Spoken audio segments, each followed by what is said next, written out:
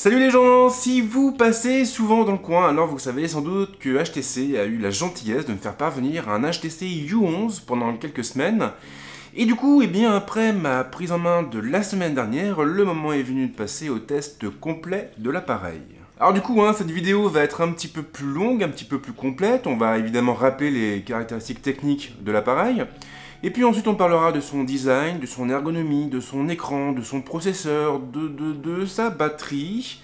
Et puis on enchaînera avec ses fonctions en photo, en vidéo. Et on terminera avec sa surcouche, bien évidemment. Bref, on a pas mal de boulot sur la planche et donc on va attaquer tout de suite.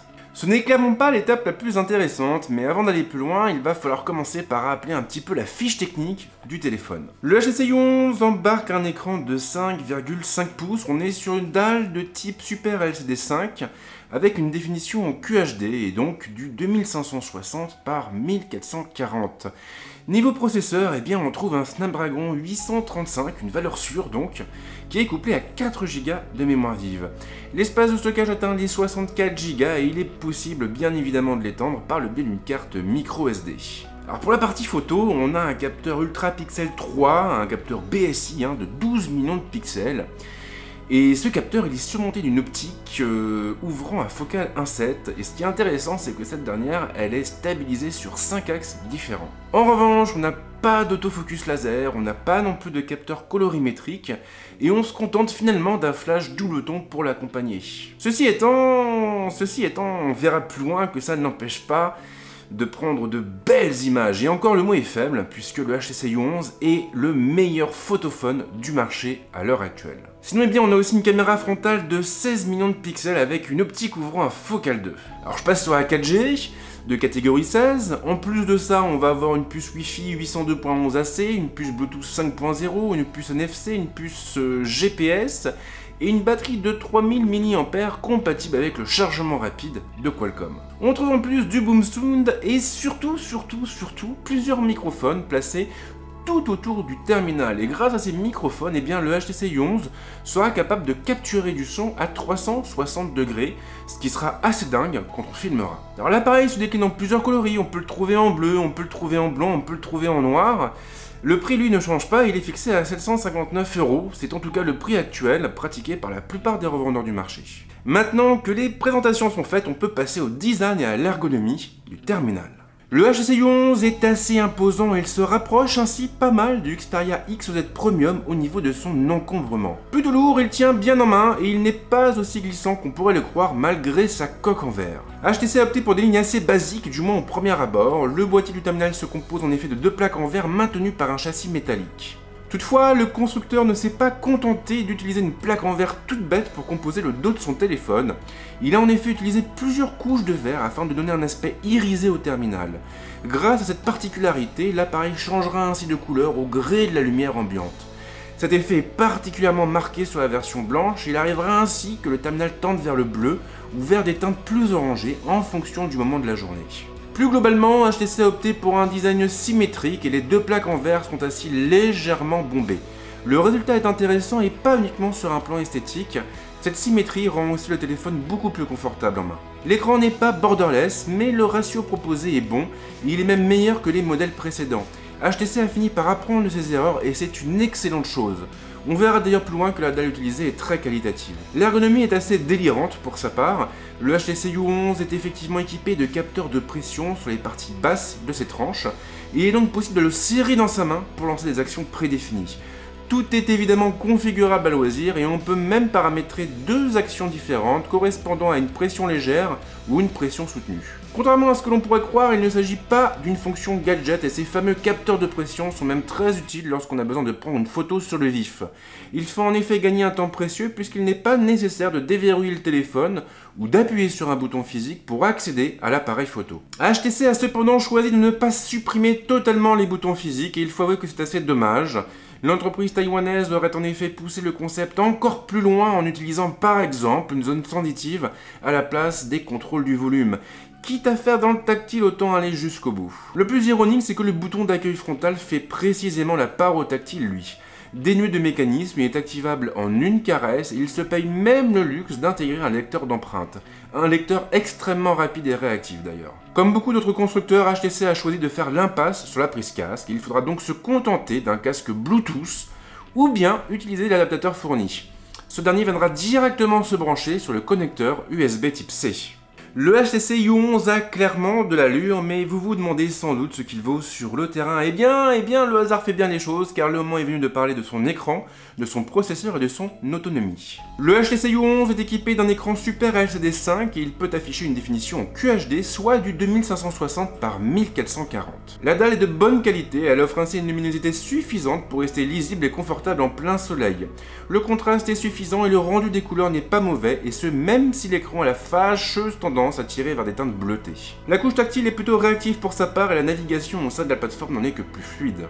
Bien sûr, la dalle a un petit peu moins de peps que de l'AMOLED, mais elle suffit amplement à la plupart des usages et cela vaut notamment pour tout ce qui a trait au multimédia. Côté processeur, HTC a opté pour un Snapdragon 835 secondé par un GPU Adreno 540 et par 4 Go de mémoire vive. Niveau benchmark, le terminal obtient un petit peu plus de 170 000 points sur AnTuTu et il se hisse ainsi au niveau du Galaxy S8 et du Galaxy S8 Plus. La puce tourne aux petits oignons, elle s'est montrée réactive en toute occasion durant mes tests. Elle ne montrera pas le moindre signe de faiblesse en lecture vidéo, ni même dans les jeux. Le contraire aurait de toute façon été étonnant. Encore une fois, on réalise que Qualcomm s'est littéralement surpassé. Ce constat est bien évidemment valable pour la plateforme. Malgré ses dimensions imposantes, le HTC U11 se contente d'une petite batterie de 3000 mAh et il fait donc un peu moins bien que la plupart de ses concurrents sur ce terrain.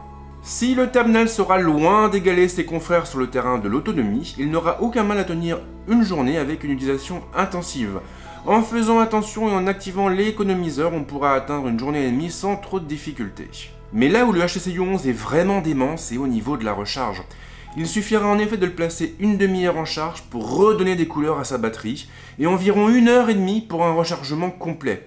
Je l'ai d'ailleurs trouvé bien plus rapide que le Xperia XZ Premium sur ce terrain-là, et ce alors même que les deux appareils partagent la même puce et le même système de charge.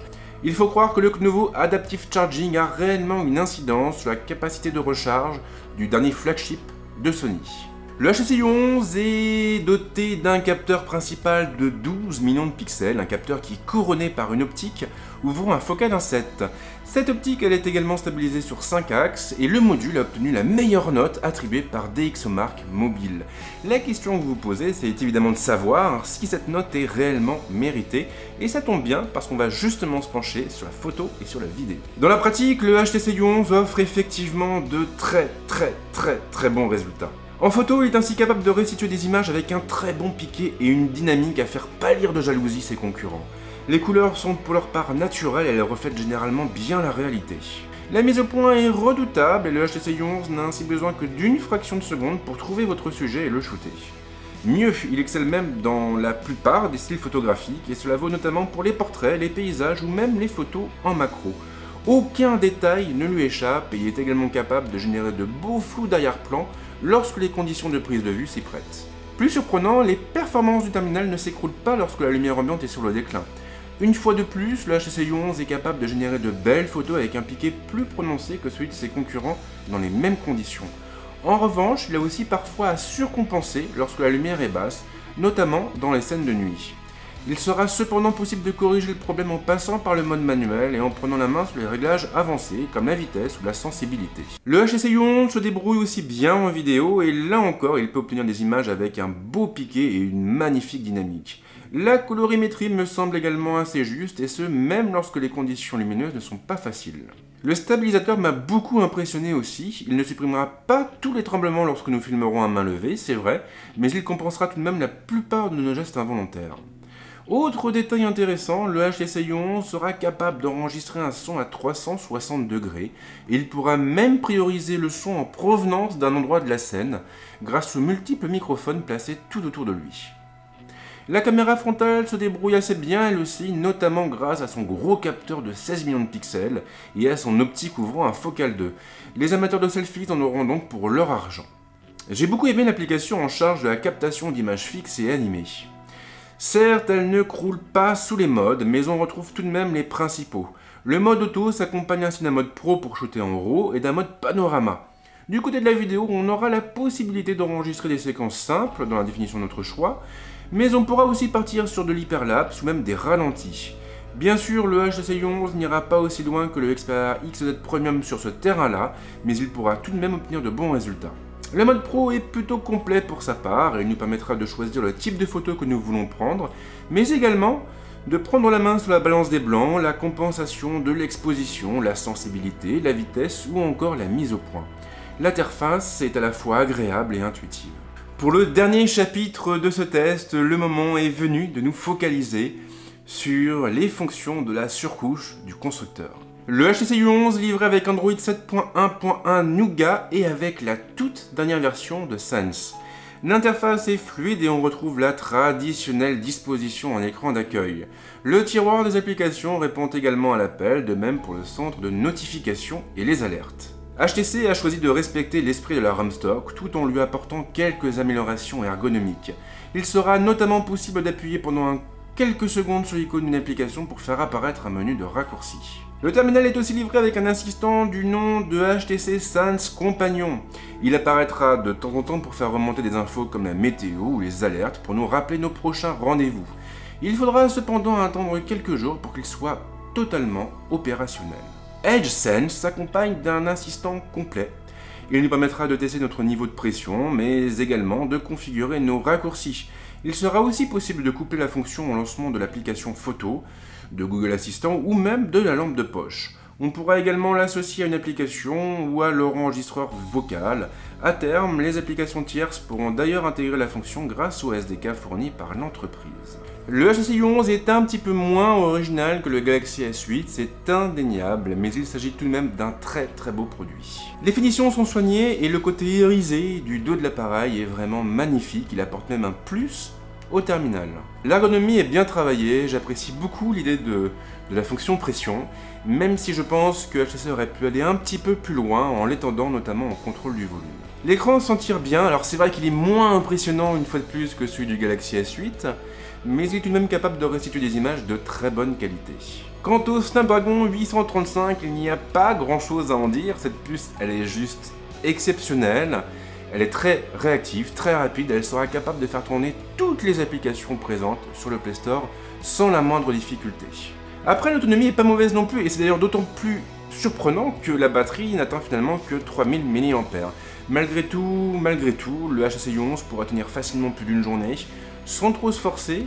Et puis évidemment, on a aussi la recharge rapide qui pour le coup est vraiment rapide et qui vous permettra de remettre votre téléphone d'aplomb avant de sortir pour aller faire les courses ou même avant de partir en week-end. Mais le véritable atout du HTC U11, c'est sans conteste son capteur photo. Là, clairement, HTC s'est surpassé. Il faut d'ailleurs rappeler qu'HTC a quand même été le premier constructeur du marché à élaborer un module composé de 2 optiques et de 2 capteurs. À l'époque, il l'avait construit afin de pouvoir générer des flous d'arrière-plan plus marqués, des flous d'arrière-plan capables du coup de rivaliser avec les hybrides ou les réflexes experts. Depuis, bien sûr, ces modules doubles sont généralisés, beaucoup de constructeurs les proposent. C'est le cas de Huawei, c'est le cas d'Honor, c'est le cas de Xiaomi, c'est le cas d'Apple. Samsung, lui, devrait y passer pour le Galaxy Note 8. Mais HTC a fait le choix de ne pas intégrer un module de ce type au HTC U11. Et malgré tout, le téléphone est capable de générer de magnifiques bokeh, des bokeh comparables à ceux que l'on peut obtenir avec l'iPhone 7 Plus. Le constructeur taïwanais a donc fait les choses en grand et ça fait plaisir. Ça fait plaisir parce que du coup, on a l'impression que ce HTC U11 marque le retour du constructeur sur le marché. Et ma foi, c'est une très bonne nouvelle pour les consommateurs, car un marché concurrentiel est toujours plus intéressant pour l'utilisateur lambda. Bref, le HTC U11 est une très bonne surprise. Il m'est difficile, sinon impossible, de ne pas le recommander. Je vais m'arrêter là pour l'instant. Comme d'hab, si vous avez des questions, hop, vous lancez un petit commentaire. Si vous avez aimé la vidéo, un petit vote, ça n'engage à rien. Et puis, dans ma prochaine vidéo, on parlera du Xiaomi Mi 6 et on attaquera donc avec le test du terminal. En attendant, je vous souhaite de passer une bonne semaine ou un bon week-end et je vous dis à très vite sur la chaîne ou sur la Friendzone. Ciao!